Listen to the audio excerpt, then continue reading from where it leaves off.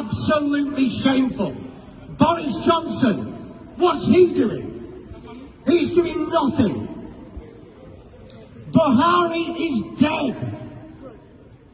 Buhari died in London in February 2017. That's right. He died in London in 2017. So why do you still put this charade out that Buhari's coming to London? Buhari's coming for medical treatment. The man died in 2017. Yes. And when that comes out, seriously, the UK will look the biggest fools on earth. The death certificate's there. It's all written. That's right. There's proof he died in London. He's buried in Saudi Arabia. And yet you keep that quiet as well. How can you keep quiet that a president of a country died 4 years ago and you're still portraying him coming here for hospital treatment? Is that not a farce? Cover up. It's a total cover-up. A total corrupt cover-up by a totally corrupt... A UK activist has come out to say that all what transpired in the London clinic was a script written by the Fulanis oligarchy, stating that the president Buhari died 4 years ago. Please, if you are watching for the first time, please subscribe to our YouTube channel. Please like, share, engage, comment for more political discourse. The UK activist has come out to say that the president died 4 years ago, Mazi. And Mazi in nnamdikanu is of that view. After this, how can you react to this? Come on, the Fulani, then they move us again. Fulani hegemonists are moving us again.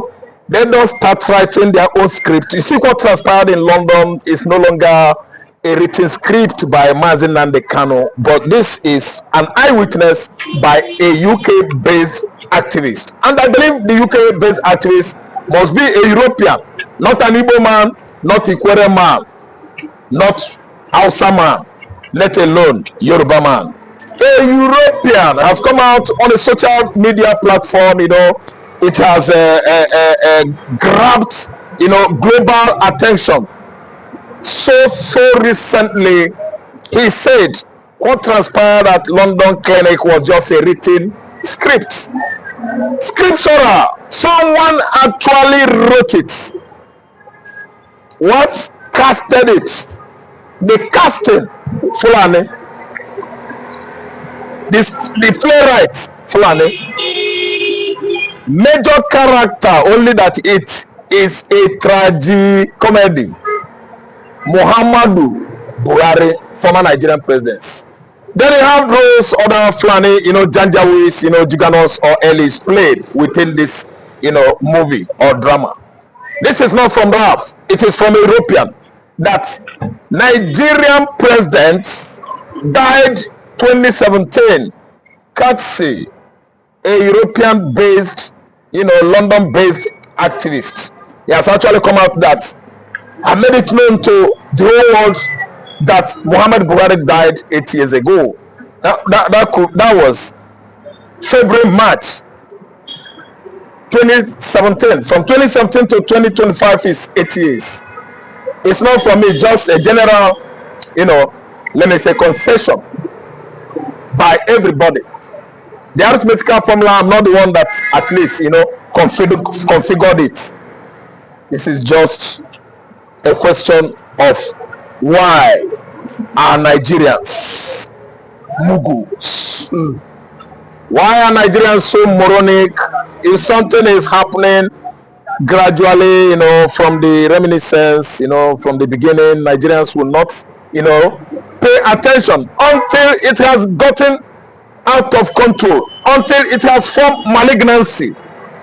Incurable stage. That's the medical term. Incurable stage. Yes, malignancy. That is when Nigerians will just run out. They will be running out. Fire on the mountain. Where is the fire? When the fire has actually engulfed the issue at hand, that is when Nigerians will wake up.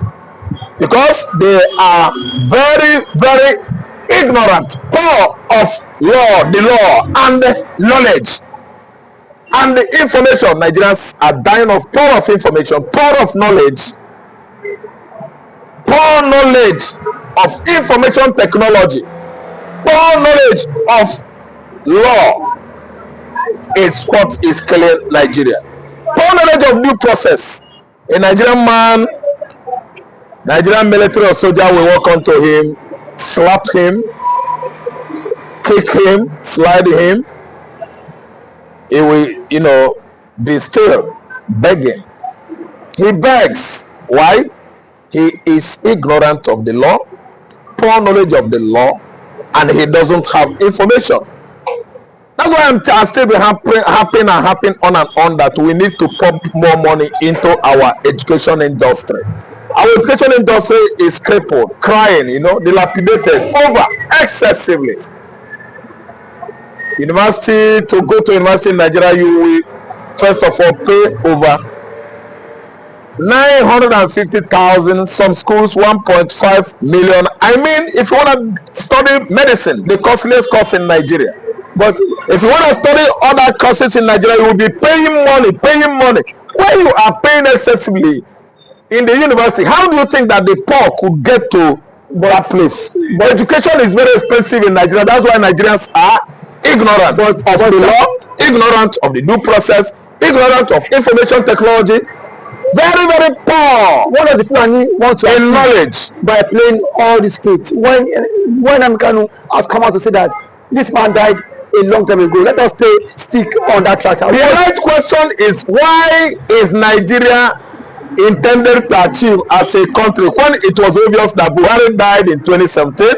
Every Dikanali has been crying on social media, painting various pictures of Buhari's death, yet Nigeria keeps mum. Why? What does Nigeria want to achieve? Nigeria, Nigeria. What does it want to achieve? Not Fulani. You see people that are crooks. I actually wrote a script and acted it since 8 years ago. Till today, he said, what purpose? That is criminality of the highest order. And they are very crafty people and subtle as serpents. And you see them succeeding over the Nigerian nation. And they are asking me what purpose? What do you mean? Criminal purpose. Criminal tendency. Now, so deceitful propensity. That is whom they are. They have been so crafty right from the origin. In 1804, they came like what? Newly married wives. In 1804? Yes, in 1804. Influxing, exuding from desert into northern region, encroaching on the Hausa land. What? Using beautiful women. Hausas, we are looking at them. They learn Hausa and they could speak Hausa more than the Hausa men. And today they have succeeded. What do you see? They have deceived the Hausas and they have taken over the whole north. This is going on gradually in Nigeria since 2017, and nnamdikanu has been happy, beating drumming. The drum of publicity that Buhari was dead. That Fulani are going to take over Nigeria. The whole farmland, the whole township, the whole communities and villages. Time should come when all this will be availed. And we are seeing it play out. It is unveiling gradually.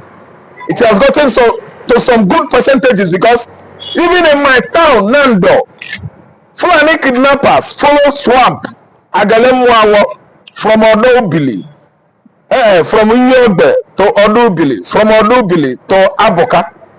No, Mwadua, Ipo Odua or Sana, Ipo Mwadua, that swamp to Agalemwawo, from the Agalemwawo to a self-styled billionaire, Alose, shot his wife, abducted the man, shot other people that actually fought hard to stop these people operating. Wounded many, the wife died instantly. Yes. I'm telling you, in my village, the man was abducted upon the fact that his wife died. This man still paid Fulani 7 million. That's all. I'm telling you, this is what happened in my village. Nobody say I read on the social media, I read on the newspaper. No, They don't believe that life we are living is for a purpose. That is why I said that another nihilistic ideology is expanding in Nigeria. Nihilism. What do I mean by nihilism? In the ancient Russia, they don't believe in political, religious, and moral ideology. No, it was described as absolute rejection of political, social, religious ideology or belief. It was an ideology based in the ancient Russia. Mr. Nihil, that's what from where nihilism, is drafted from. I don't know what to understand. So what I'm trying to say now is that the Fulanis are the nihilists. Yes, they are nihilistic in nature. They don't value life. They don't value mother. They don't value papa. Even the religion they are talking about, Islam, they don't value anything like that. What Fulani Nama has come to do on earth is to destroy life. It's to destroy life. Yes, they don't value anything. They don't value Western education and culture. If they value the so-called religion that these people have been proven to be so religious, they would have lived their life like the Arabs. Look at the Saudi Arabians. Saudi Arabians, they live fine, they do fine, they are wonderful people, they are very, very kind, charitable, friendly. In terms of hospitality, go to Medina, go to Mecca, and see the Arabs, the way they live their life and conduct themselves among other tribes in the Middle East, Europe. So listen, the Fulanis, they have succeeded. All their agenda and ideology in this country, they have succeeded. Evangelism of Islamization, they have succeeded. They have absolutely Islamized the whole north, and they are putting the Christians to sword, to death. They are killing them, and they are dying on a daily basis. You can see AU and ECOWAS, they are not doing anything, let alone the United Nations. I'm telling you that the Fulani, they are nihilists, nihilistic in nature, no value for life, no purpose. They believe that life we are living is not for purpose, which is why they acted this kind of script in London. Just a man that died February, March 2017 was living again onward and again died for the second time July 2025, just 8 years after. Buhari, the former president of Nigeria, died 2 times. A country called Nigeria is a contraption whereby a dead man ruled for what? 6 good years. If you want to task me or hold me for my statement, I will refer you to former American President Joe Biden. Thank you. Thank you so much, sir. For that wonderful question, the anchor of this good platform. First and foremost, I want to say, someone has come out to say, or has outlined countless times that he said that the Nigerian government cannot win Biafra with a barrel of gun for the second time. Now when he said that, see, Nigerian government cannot win Biafra with a barrel of gun, it means that nobody needs to die for them to exit Nigeria. Now, Ojukwu fought Biafra in a different dimension. Now, nnamdikanu did it via his own dimension. So ECPA is taking it globally. And now, we've seen world body recognize Biafra. We've seen the UN and then some other global body have come out to endorse the Biafra struggle. So kudos to him, it is a plus. Some persons have come out to say that Samonekpa should be discredited, the likes of Buhari, and that of the southeastern governors. But my question is that you said Samonekpa should not be taken serious. Then who should be taken serious? The government who is not willing to protect our people? Is it the people who have refused to speak up when the Igbo man has been marginalized in the country? Is it